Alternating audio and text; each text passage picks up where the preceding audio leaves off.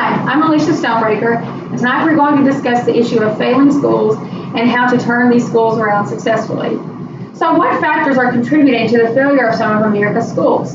And how can these schools turn around and become successful at meeting students and communities' needs for education? The answers to these questions are not so simple, and the reason behind school failure may vary somewhat depending on who is asked. Now, Mehta argues that the movement for standardization is a major cause for the failing conditions of some American schools. The standardization movement gained traction by the middle of the 20th century by taking control away from local schools, teachers, and administrations, and giving it over instead to state and federal boards of education. The movement became even more popular, leading to the eventual creation of the No Child Left Behind Act of 2002 and other similar reforms. For Donlevy, this reform is when success in schools began to deteriorate. This legislation was well intended, but it was misguided.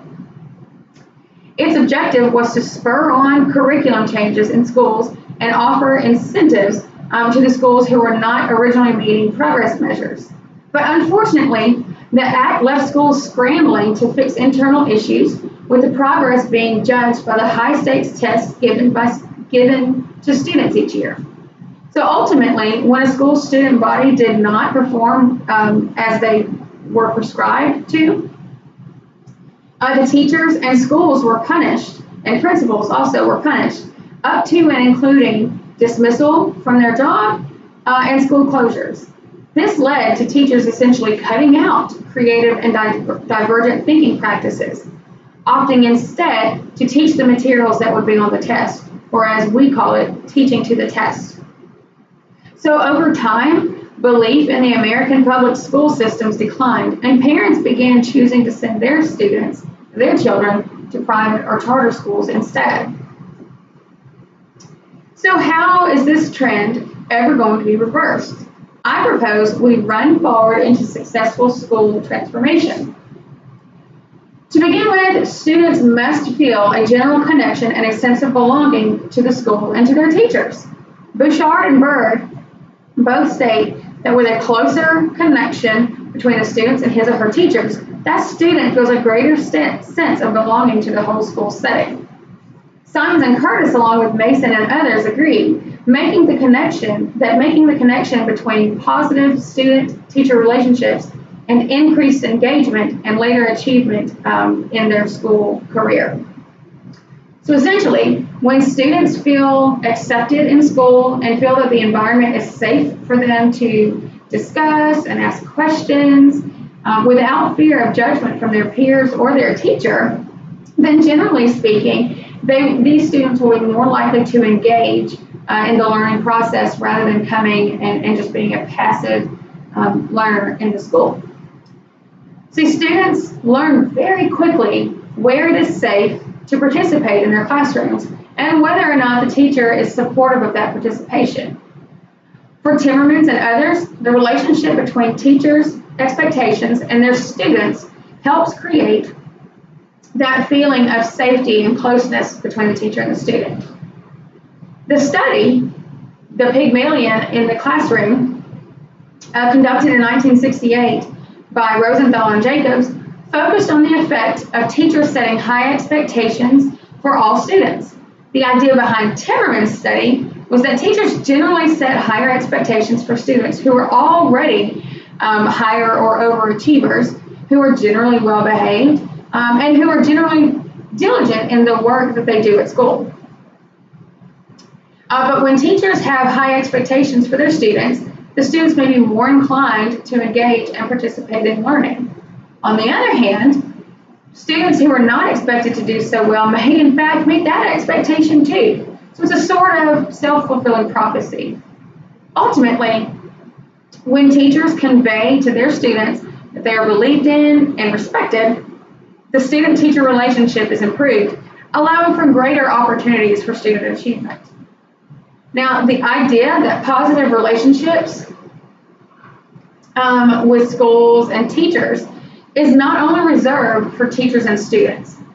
Rather, Simons, Curtis, and Gross, and others actually believe that extending that extending the benefits of positive relationships should include parents, community members, and even business members.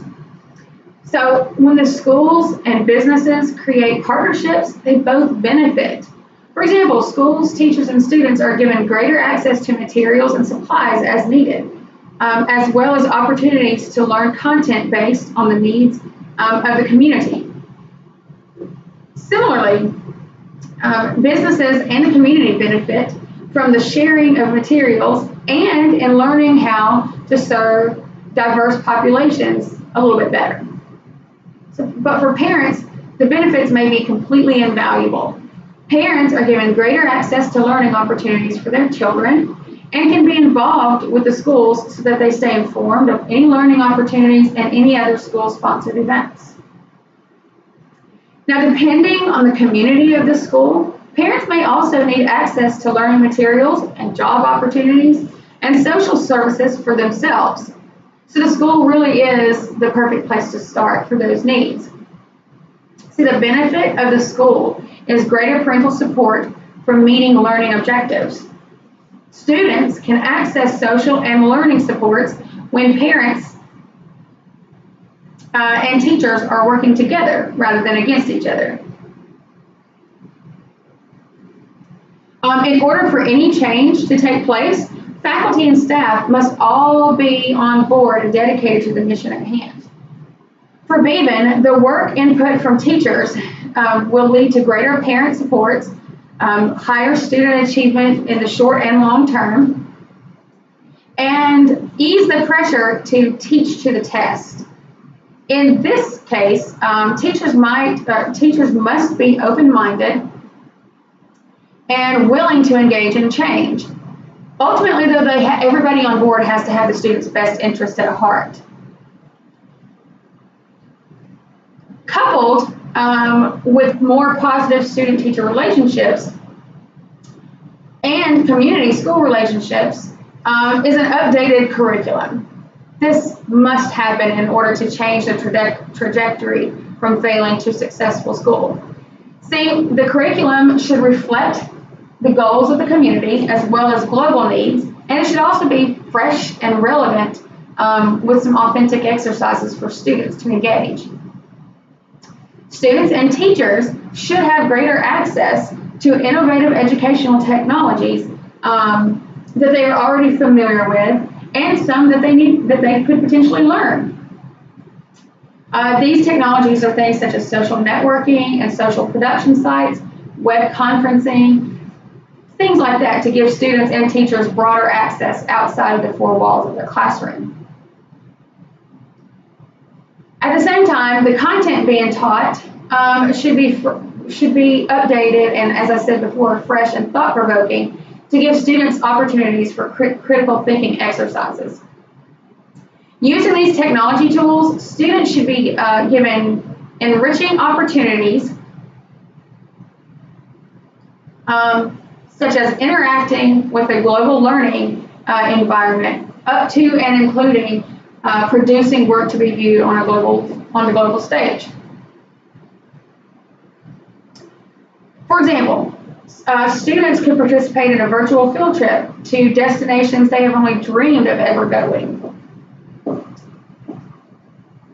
Equally beneficial is the use of video streaming and video conferencing capabilities, as I said a moment ago, so that they can interact with people in other countries, maybe even other continents, and have that access and exposure to the ways of life of other cultures.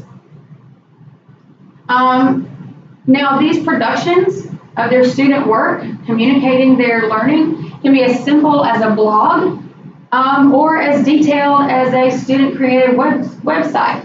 At the same time, work should be developmentally appropriate and age-appropriate for the students to be able to engage, and it's not too difficult.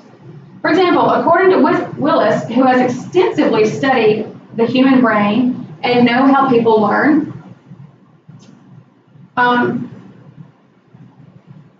the learning activities should include things such as chunking so that they're learning smaller bits of material at a time. Maybe it's color-coded. And also offering up brain breaks so that they can sit down and digest everything that they have learned and put it back together in a new format. These are simple to incorporate and invaluable to students' learning experiences. You just have to be dedicated and be willing to change your frame of reference. But in updating the curriculum, students must also be at the heart of the design change. Students learn similarly to and differently from each other. Applying a one-size-fits-all method to learning is not beneficial to anyone. Instead, students should be given opportunities for authentic, meaningful learning experiences. For example, students often ask, why do I have to learn this? In order to proactively avoid that question and that feeling of boredom and apathy, often known as the fight or flight response, which is triggered in the amygdala, students benefit from constructing new knowledge with peers and creating new content for that global audience to use and view. In this way, students are given real-world experiences and exposure, and the learning becomes more meaningful to them, and they're more inclined to buy into it, so to speak. But finally, new century skills, while we're updating curriculum, new century skills must be included. These are skills such as creativity, collaboration, communication, and critical thinking, and digital literacy. When students are able to collaborate with each other, they can discuss with their peers the issues at hand and work together to devise satisfactory solutions to the problem. So, for example, opportunities for student collaboration should be included throughout updating a curriculum framework. Now, students should be able to have opportunities to communicate their findings, whether in a virtual setting or in a performance type setting. For example, students can get together and propose changes to be presented to a school board. So these changes would be things that they would like to see at their school or in their community, or whatever the case may be. But no matter where in a curriculum guide the teacher and students are, critical thinking skills should always be given importance. So, for example, students may be given a difficult task or problem to complete or solve, such as in teacher-led activities or more student-centered problem-based activities. But while navigating the task or the problem, students may collaborate with each other to discover the most effective ways to solve that problem. In the meantime, or at the same time, they should also be using those innovative educational technologies to help them devise their solutions and then communicate them. It is important to keep in mind that the technology should be immersive, though, and not just relegated to a specific learning exercise. While there may be no best practices that will solve the issues that some of our failing schools are plagued with, when districts and teachers run forward to successful school transformation, better relationships are created, resulting in more effective means to implement an updated curriculum and the growth and development of new century skills that students are going to need beyond their high school years into their college and or careers. Thanks.